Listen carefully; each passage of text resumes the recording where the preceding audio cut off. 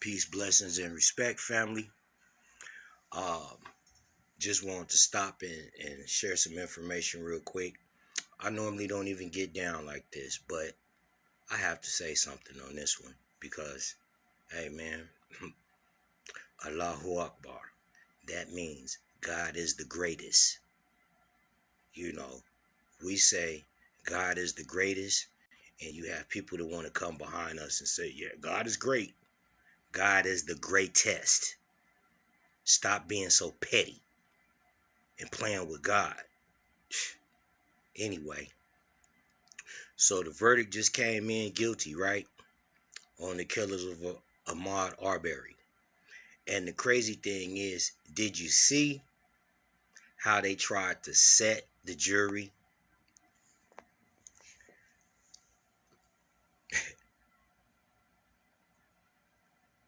What do I mean? Set the jury. They had one indigenous person on the jury. Not black, not African American, not colored, not Negro. I'm calling it what we are. They had an indigenous person, only one, on the jury.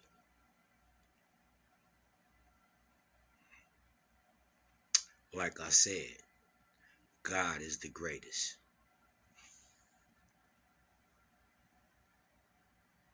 The jury just delivering guilty verdicts against all three Georgia men facing federal hate crimes charges in the killing of Ahmaud Arbery.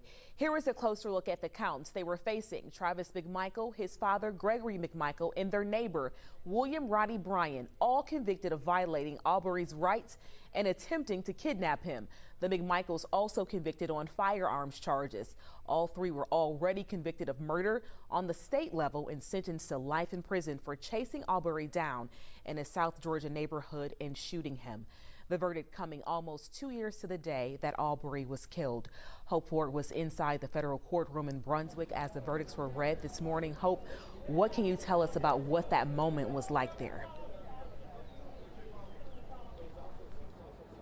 Well, when the verdict, the judge came through and said that the verdict was first announced that they had a verdict in the first place. There were some family members on the Arbery side who started crying, and there was really no reaction from the defense. And that's kind of how it went through when the actual verdict was delivered about 45 minutes later. After that first guilty verdict, McMichael Travis lowered his head a little bit, and there was really no reaction from that side of the courtroom throughout the entirety of reading through those verdicts. On the Arbery family side, you had Wanda Cooper Jones, who is Ahmaud Arbery's mother. She was shaking her head and nodding in agreement. And then you had Marcus Arbery, who was celebrating silently and kind of cheering a little bit, but not making any audible noise, as he would have been asked to leave the courtroom if he would have disrupted any of those courtroom proceedings. And so that's how the reaction kind of went throughout with both sides through there. Now, there were two interesting points where there was some emotion, but not from any of the family. Actually, the foreperson that was selected for this jury was the only black male on the jury. He kept his composure throughout the entire time until after that verdict was read. After the verdict was read, he did lower his head and start wiping away tears, letting out a cry.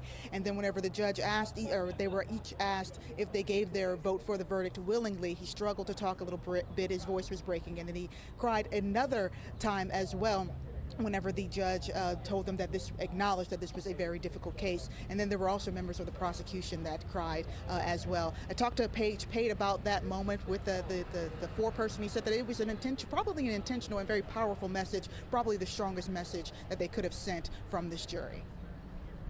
The federal government said, look, this is a priority. We want to send a message that not just the murder was wrong, but the reason they did it was wrong. And so I think, given the makeup of this jury, the fact that it comes from a mostly conservative South Georgia district here, rural people, some small town folks who got together, and even with that background, even with that conservative bent, found that this was just too much to tolerate, and they would not let the racism go unpunished. Peace, blessings, and respect, family. So, we see what the outcome is, right? And did you catch that? That this is in Georgia. This is in the South. And what do we have? So-called white, and I say so-called white because they're not white, jury that said, nah, it was wrong. So what does that mean? Is this a sign?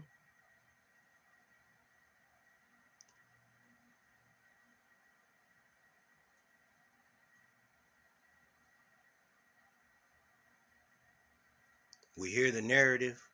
We see what they pushing. Black versus white. Democrat versus Republican. Muslim versus Christian. Jews versus everybody. Everybody versus... Yeah, man, they tripping. They tripping. So what is this? Is this a sign?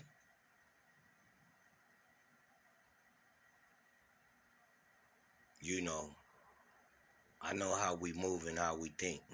We're not going to read too much into it because it's been so much, it's going to take a whole lot. And I'm sure anybody that's watching this can understand that. If you've been in a situation where somebody did you dirty for a very long time, and you say, did you dirty how? You don't. Just look at the laws, man. Look at the education. Look at the point of view. If everything in your reality is based on one person's point of view, call it what it is. But anyway, if you've dealt with that type of thing, dealt with the harsh reality of it, that you know this may be your soil, and you may be being forced to identify as something other than yourself. You may be forced to live in a system that don't even recognize you, recognize your true nationality, your true pedigree. So, if you've been dealing with some BS for a long time, it usually takes a lot to regain that trust. It's going to take a lot of work, man. You got to see more than just some, token wins here and there. When something's blatantly wrong, it needs to be addressed. It needs to be dealt with. Period. So, big ups to everybody that stays strong through this thing. And shoot, baby, the ride is just getting started. So, we know what it is. Stay strong. Peace, blessings, and respect. And remember, no man is better than the other. The only way a man can be better than another is when it comes to his quality of character. Period. Blessings and respect.